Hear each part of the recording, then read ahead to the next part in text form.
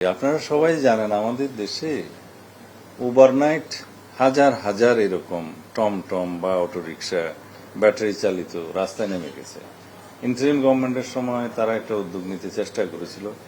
হাজার হাজার লোকজন, যেহেতু আমাদের এখানে বেকার সমস্যা বেশি, তারা কর্মসংস্থানের দোহাই দিয়ে তারা কিছুটা রিলিফ পেতে চেষ্টা করেছে। আমরাও সেটা অ্যাড্রেস করেছি।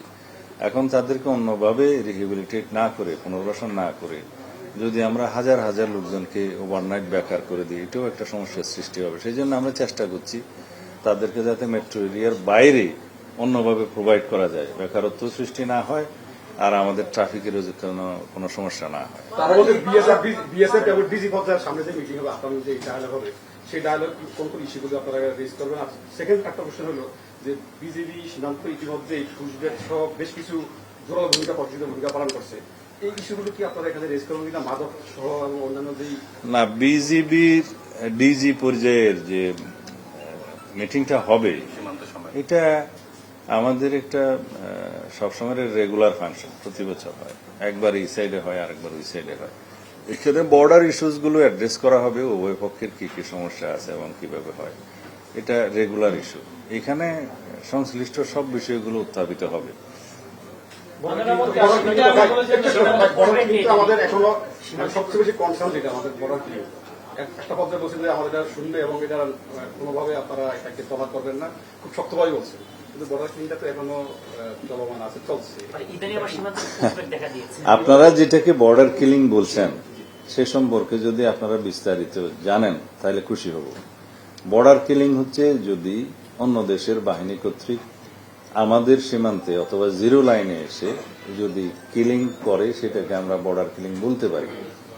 যদি আমাদের সীমানার অভ্যন্তরে এবং তাদের সীমানার অভ্যন্তরে কোন রকমের কোনো অপরাধে জড়িত থাকে কেউ, ইললিগেল ট্রেসপাস করে যায় কেউ, সেটা তারা কিভাবে অ্যাড্রেস করবে সেটা তাদের দেশীয় আইনে পড়বে। এটাকে বর্ডার কিলিং বলা ঠিক হবে না।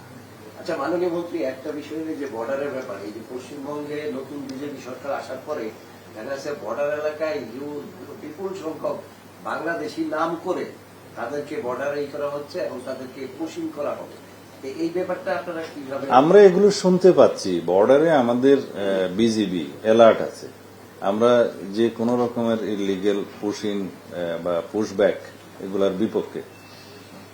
কিন্তু যদি বাংলাদেশের কোনো সিটিজেন কোনো কারণে হোক, যদি সেই দেশে যে থাকে, তাদের যদি ন্যাশনাল আইডি আইডেন্টিফিকেশন ভেরিফিকেশন করা হয়, আমরা এটাকে বলি যে ন্যাশনাল আইডি ভেরিফিকেশন করে যদি কেন্দ্রীয় সরকারের তরফ থেকে সেরকম কোনো তালিকা আমাদের পররাষ্ট্র মন্ত্রণালয়ে প্রেরণ করে, তারা সেটা আইনানুগভাবে রিপেট্রিয়েশন প্রসেসটা ফলো করবে।